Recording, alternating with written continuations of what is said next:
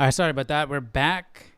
We're doing Samuel chapter 5. Yesterday we were talking about the Eli passed away.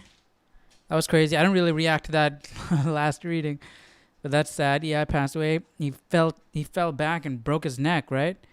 And his neck was broken, yeah. Then it happened when he made mention of the ark of God, and Eli fell off the seat backward by the side of the gate, and his neck was broken, and he died, for the man was old and heavy. So he was an overweight old man who fell back and broke his neck because he freaked out after hearing that the Philistines had taken the Ark of the Covenant. I mean, that's insane news to get, right? And we got the introduction to Samuel, his birth, his first prophecy. So now we're going to be, and the last thing was the Ark of the Covenant was captured by the Philistines, right? So now we're going to be talking about that even further. So let us get started over here. 1 Samuel chapter 5.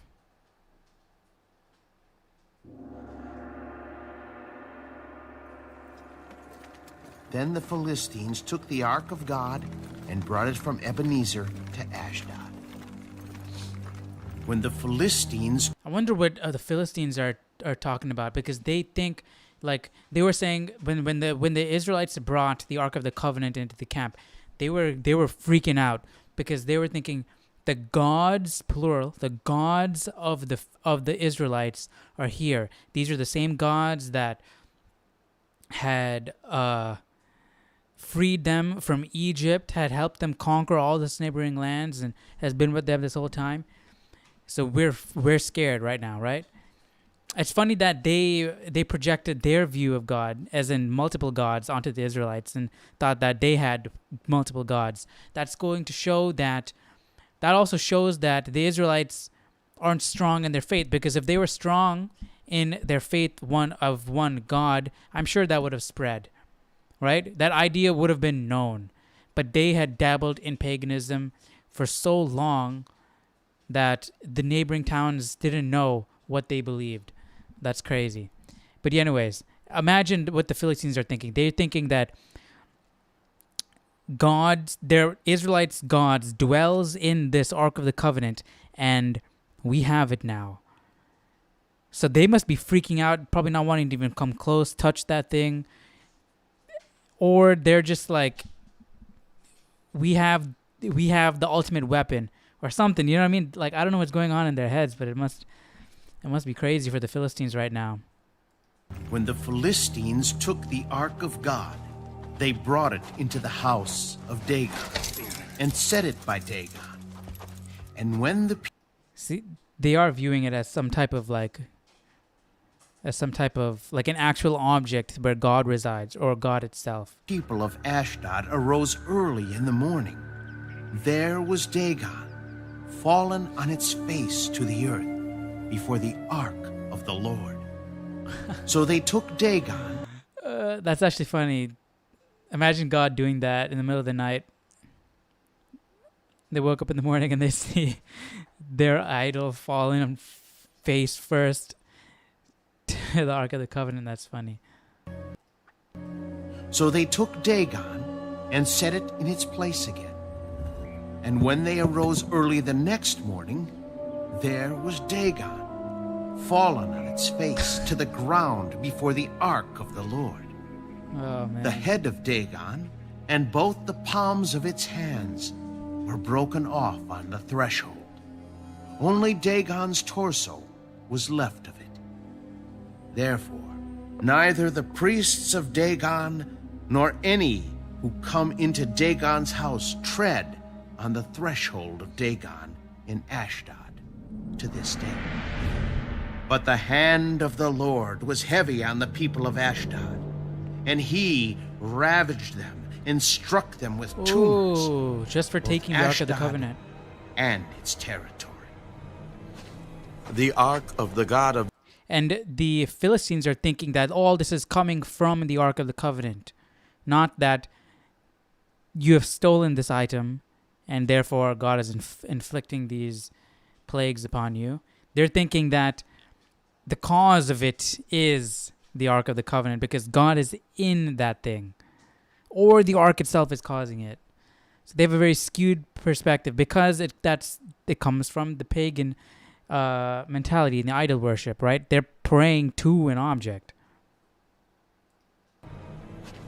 The ark of the God of Israel must not remain with us, for his hand is harsh toward us and Dagon, our God. Therefore, they sent and gathered to themselves all the lords of the Philistines. What shall we do with the ark of the God of Israel? Let the ark of the God of Israel be carried away to Gath. So they carried the ark of the God of Israel Gath. away. Where's Gath? So it was, after they had carried it away. Where's Gath? Mappo.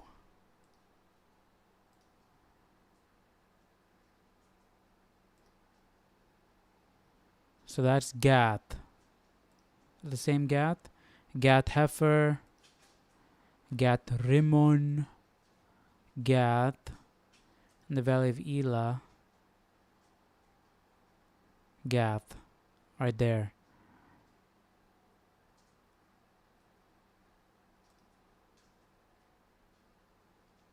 So where do the Philistines reside? Like where do they carried it to Gath? I'm pretty sure that Gath can't be that far from where they were.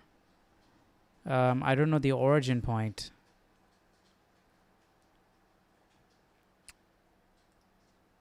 That the hand of the Lord was against the city with a very great destruction. And he struck the men of the city, both small and great, and tumors broke out on them. Therefore, they sent the ark of God to Ekron. So it was, as the ark of God came to Ekron, that the Ekronites cried out, They have brought the ark of the God of Israel to us, to kill us and our people. So they sent and gathered See? together all the lords of the Philistines. Send away the ark of the God of Israel, and let it thinking go it's back to spawning its own from place, the ark so that itself. it does not kill us and our people. For there was a deadly destruction throughout all the city. The hand of God was very heavy there, and the men who did not die were stricken with the tumors, and the cry of the city went up to heaven.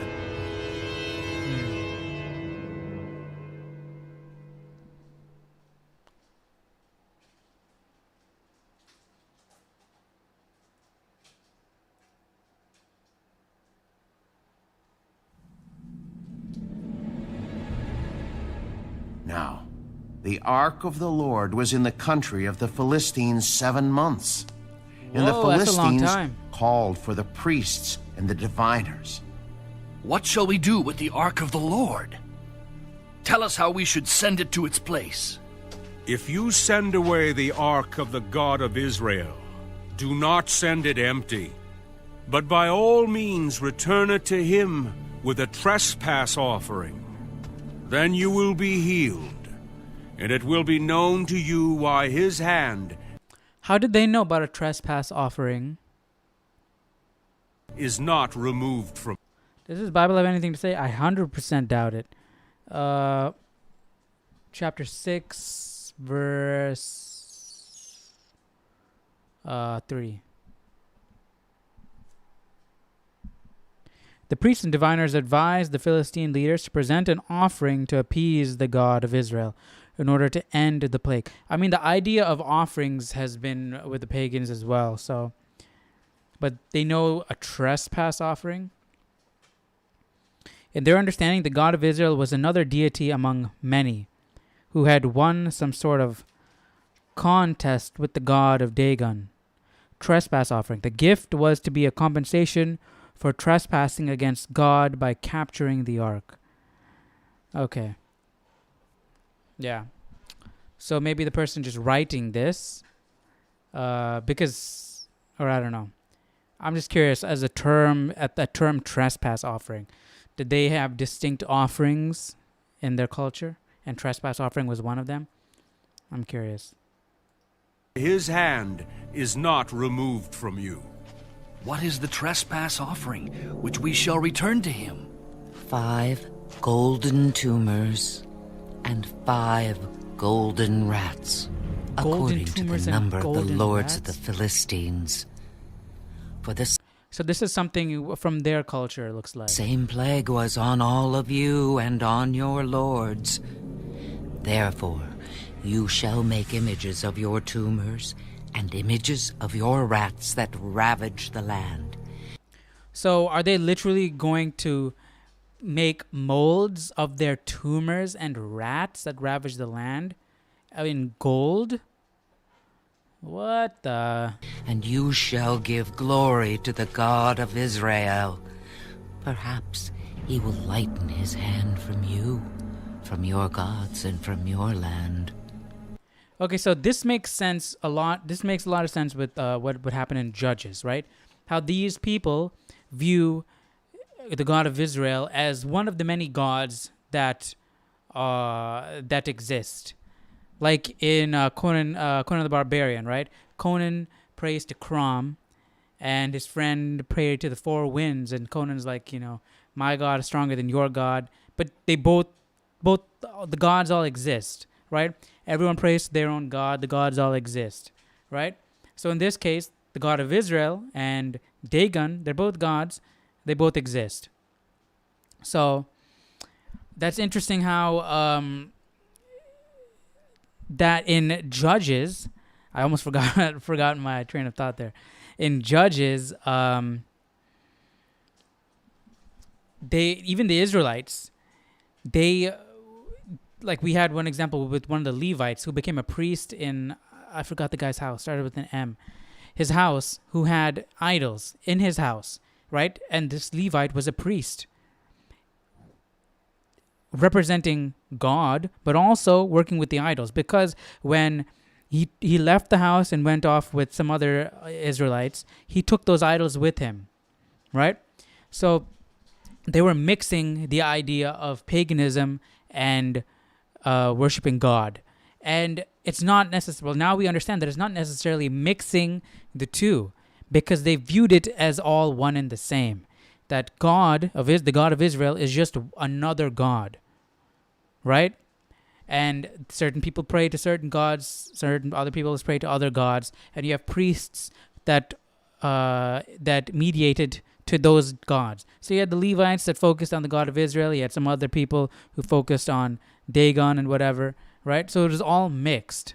So that's crazy. I'm curious to know what the children of Israel think. Do they think that there are all these other gods out there, and that there are other gods out there, but their God is the true God? Or do they believe that their God is the only God, and all those people, they have no clue what they're doing? That's an interesting question. I mean, up until this point, if I'm going to go based off of what I've read in Judges, right, and I haven't seen anything, they haven't really showcased anything else that to prove that otherwise, they probably have accepted that there are other gods out there, but their God is the one true God. So that I need more concrete evidence to show that they believe that their God is the only God. Hopefully we'll get that. From your gods and from your land. Why then do you harden your hearts, as the Egyptians and Pharaoh hardened their hearts? When he did mighty things among them, did they not let the people go, that they might depart? Now therefore, make a new cart. Take 2 milk cows which have never been yoked, and hitch the cows to the cart, and take their calves home, away from them. Then take the ark of the Lord, and set it on the cart, and put the articles of gold which you are returning to him as a trespass offering in a chest by its side. Then send it away, and let it go, and watch. If it goes up the road to its own territory, to Bethshemesh, then he has done us this great evil. But if not, then we shall know that it is not his hand that struck us. It happened to us by chance. I like that reasoning. Then the men did so. They took 2 milk cows and hitched them to the cart, and shut up their calves at home. And they set the ark of the Lord on the cart, and the chest with the gold rats and the images of their tumors. I still Then find the that cows hilarious. headed straight for the road to Beth-Shemesh, and went along the highway, lowing as they went, and did not turn aside to the right hand or the left. And the lords of the So Philistines it knew exactly went where it after was them going. to the border of Beth-Shemesh. Now, the people of Beth-Shemesh were reaping their wheat harvest in the valley, and they lifted their eyes and saw the ark, and rejoiced to see it. Then the cart came into the field of Joshua of Beth-Shemesh, and stood there. A large stone was there. So they split the wood of the cart, and offered the cows as a burnt offering to the Lord. The Levites took down the ark of the Lord, and the chest that was with it, in which were the articles of gold, and put them on the large stone. Then the men of Beth-Shemesh offered burnt offerings, and made sacrifices the same day to the Lord. So when the 5 lords of the Philistines had seen it, they returned to Ekron the same day. These are the golden tumors, which the Philistines returned as a trespass offering to the Lord. 1 for Ashdod, 1 for Gaza, 1 for Ashkelon, 1 for Gath, 1 for Ekron. And the golden rats, according to the number of all the cities of the Philistines belonging to the 5 lords, both fortified cities and country villages, even as far as the large stone of Abel, on which they set the ark of the Lord, which stone remains to this day in the field of Joshua of Beth-Shemesh.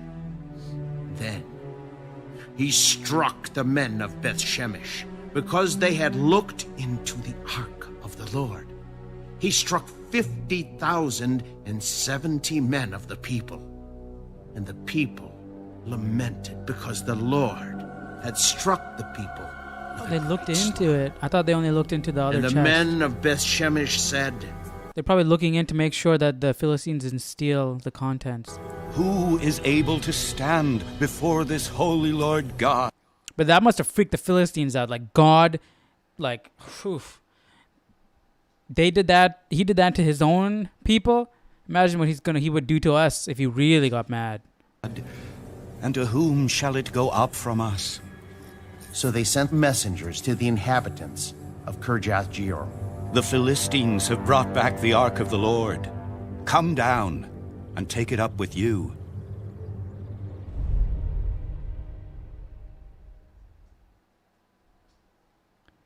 Chapter 7.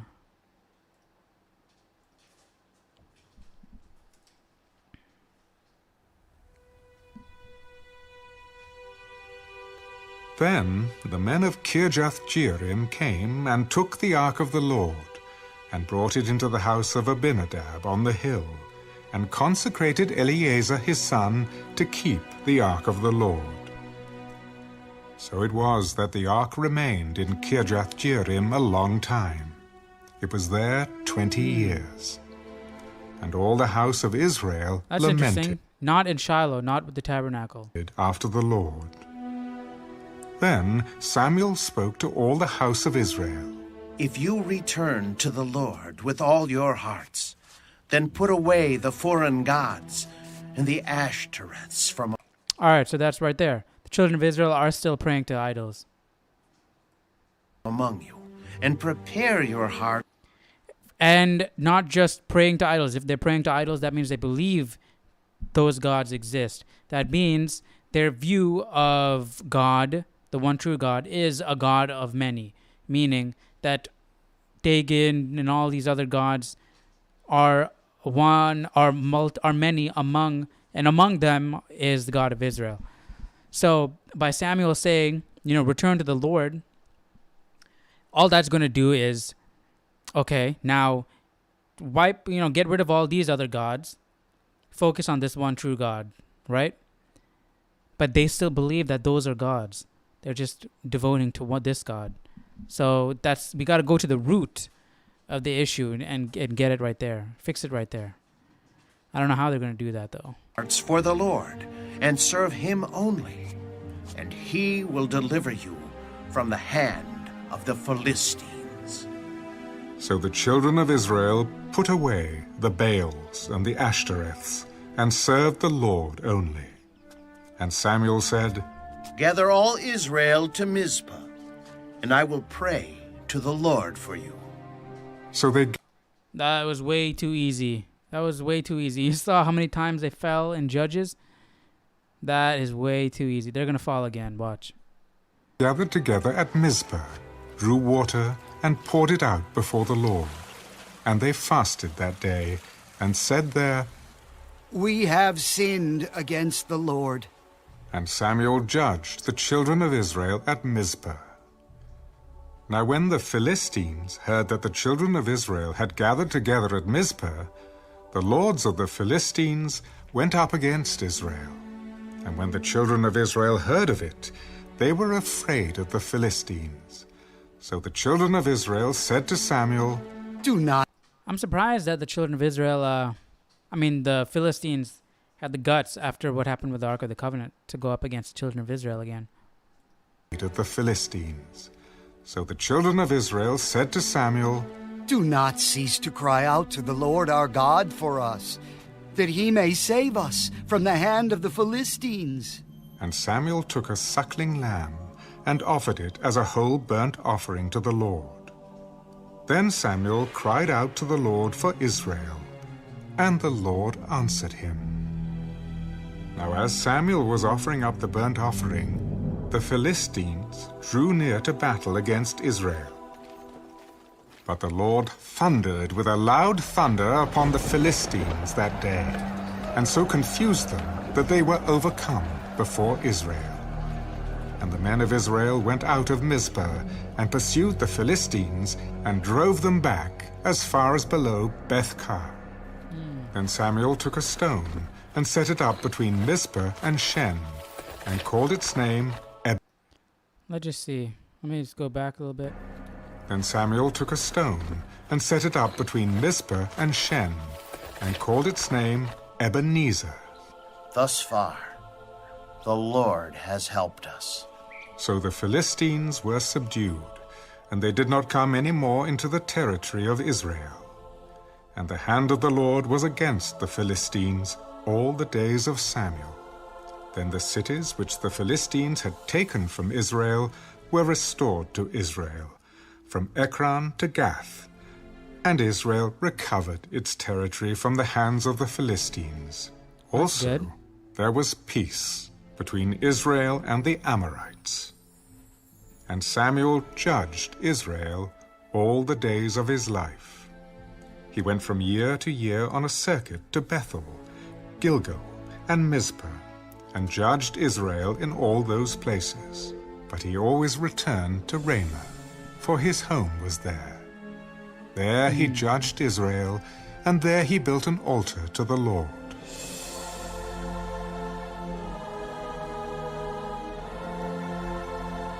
That's good. Samuel lived a good life. He stayed devoted to God throughout his entire life. That's good. Well, that's going to be it for today. Chapter 7 was good. We ended on a good note. We're going to jump into chapter 8 tomorrow. We're going to have our first king. The first king of Israel. So that'll be really cool. So check back tomorrow for that, chapter 8. And we'll continue from there. Hope you guys enjoyed today's reading. And I'll see you guys tomorrow. Take care. Bye-bye.